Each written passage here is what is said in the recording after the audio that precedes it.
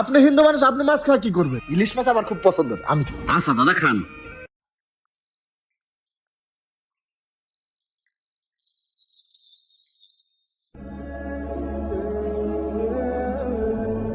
আসসালামু আলাইকুম ভাই।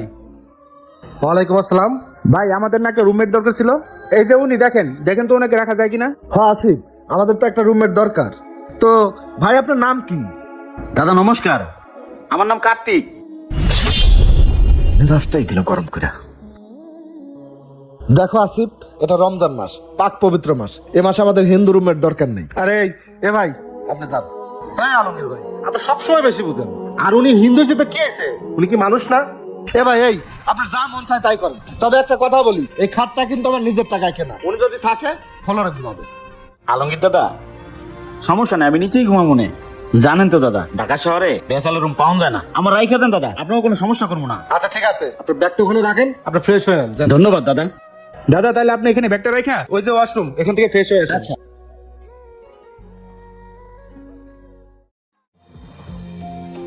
যাই স্নানটা করে আসি, একটু তোর কাজে বেরোতে হবো।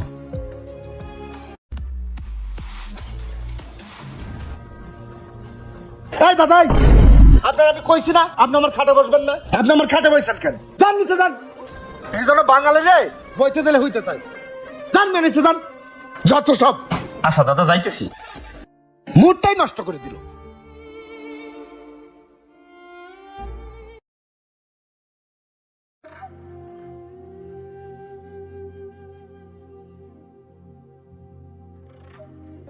শামীম ভাই বলেন। আজকে সেহরি খাওয়াটা না বেশি হয়ে গেছে। আজকে আর মসজিদে নামাজ পড়তে যাব না, আজকে বাসায় নামাজ পড়বো। বাসায় পড়বেন? জায়গা কই? আরে জায়গা আমি ব্যবস্থা করতেছি, দাঁড়ান।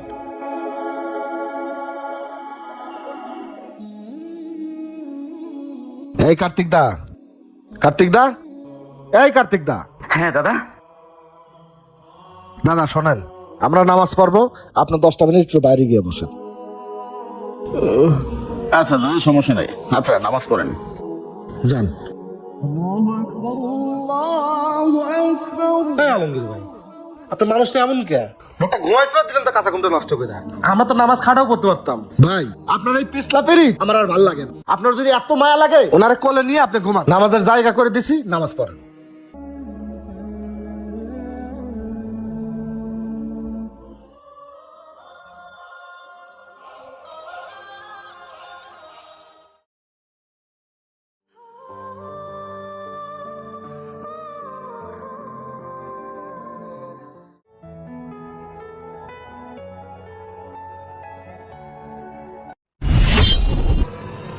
এই দাদা, আপনি হিন্দু মানুষ, আপনি মাছ খা কি করবেন? ইলিশ মাছ আমার খুব পছন্দ, এটা আমি খাই। বেগুন ভর্তা খুব মজা হয়েছে, এটা খান।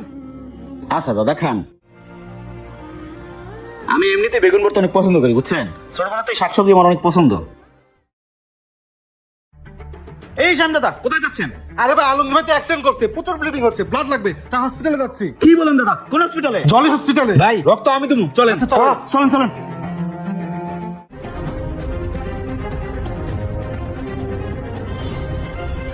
যাক কার্তিক দা, আপনার রক্তটা তাহলে ম্যাচ শ্যাম করছে। দাদা, আলমগীর দাদা বললেন না যে আমি রক্ত দিছি, তাহলে উনি রাগ করবে। চলেন দাদা।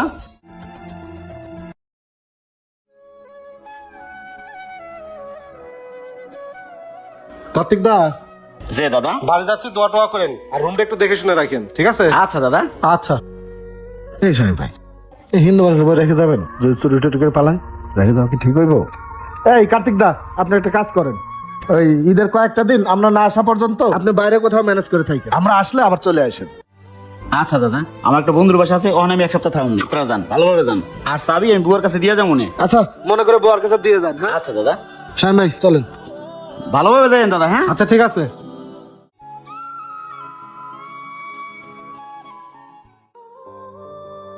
আরে আলমগীর ভাই, বাড়ি যাচ্ছেন? হ্যাঁ ভাই। যাক, আপনার শরীর সুস্থ আছে ভাই? হ্যাঁ আলহামদুলিল্লাহ ভাই। যাক, সময় মতো আপনার রুমমেটটা যদি আপনার রক্ত না দিত, তাহলে আপনাকে বাঁচানো যেত না। আচ্ছা ভাই থাকেন, তাহলে আমি যাই।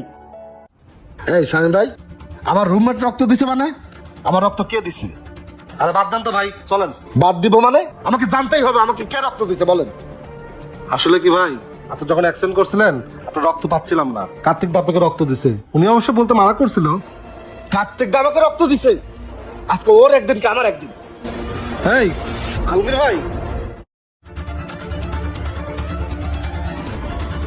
এই ওঠ, ওঠ, ওঠ। আলমগীর ভাই আপনি চুপ থাকেন, আপনি একটা কথা বলবেন না। এই তুই নিজেরা কি মনে করিস? তুই আমাকে রক্ত দিয়ে অনেক মহৎ শাস্তি চাস? তোর মতো মানুষের রক্ত নিয়ে আমাকে বেঁচে থাকতে হবে? আরে তুই কি জানিস তোর রক্ত নিয়ে বেঁচে থাকার অধিকার আমার নাই, সেই যোগ্যতা আমার নাই। আলমগীর দাদা, একটা কথা কই, রাগ করেন না। আসলে হিন্দু, মুসলিম, বৌদ্ধ, খ্রিস্টান রক্তের কোনো জাত হয় না, রক্তের রং লাল, আর সেই রক্ত আমি আপনার দিছি দাদা। আমি দাদা আপনার সাথে কতটা খারাপ ব্যবহার করছি। আপনার পেট থেকে আমি খাবার কেড়ে নিয়েছি, কুত্তার মতো তাড়িয়ে দিয়েছি, আর সেই আপনি আমার অ্যাক্সিডেন্টের কথা শুনে ছুটে গিয়েছেন, রক্ত দিয়েছেন, আমাকে বাঁচিয়েছেন। দাদা দাদা সত্যি দাদা, আমি শুধু একটা রুমমেট পাই নাই, আমি আমার ভাই পাইছি। এখন আমার দুনিয়ায় এমন মানুষ আছে। আসলে আসলে দাদা দাদা আপনি শুধু আমার রুমমেট না, আপনি আমার ভাই। চলেন বাড়িতে যাই, আপনি রেডি হন। আলমগীর দাদা, আমার তো যাওয়ার কোনো জায়গা নাই দাদা। আমি এক কথা বলতে গেলে দাদা এতিম। একটা রোড অ্যাক্সিডেন্টে আমার পুরো ফ্যামিলি মারা যায় দাদা। আপনি কইছিলেন আমার রুম থেকে বাইরে থাকতে, কই থাকতাম জানেন দাদা? ওই সিঁড়ির গোড়ায় কয়েল জ্বালাই ম্যানেজ করে নিতাম দাদা। আমি অনেক রাত বাইরে ঘুমাইছি। এই দুনিয়ায় দাদা আমার কেউ নাই দাদা, কই যাবো কোন দাদা? আপনি আমার আল্লাহর রাস্তা মাফ করে দেন দাদা, আমি আপনার সাথে অনেক অবিচার করছি। আপনি বললেন না আপনার কেউ নাই, আপনি নিশ্চয় আপনি এতিম। আরে আপনার কেউ না থাকুক, আমার তো আছে। আমার বাবা মা কি আপনার বাবা মা হতে পারে না? ভাই প্লিজ ভাই চলেন, আমরা একসাথে ঈদ করবো। আজ থেকে আমার বাবা আপনার বাবা, আমার মা আপনার মা, আমরা আমরা দুজন ভাই। চলেন ভাই। চলেন দাদা। আমি এতদিন এতিম ছিলাম, আজকে থেকে আমি আর এতিম না, আপনার মতো একটা ভাই পাইছি। ঠিক আছে দাদা। এই সমাজে দিন শেষে আমরা সবাই মানুষ, কিন্তু কিছু মানুষ মানুষের মানুষের ভেদাভেদ সৃষ্টি করে দূরত্বের, করে ধর্মের অপব্যবহার। তাই আসুন আমরা হিংসা বিদ্বেষ ভুলে গিয়ে সবাই মিলেমিশে থাকি। ভিডিওটি ভালো লাগে লাইক কমেন্ট শেয়ার দিয়ে পাশে থাকবেন। ধন্যবাদ।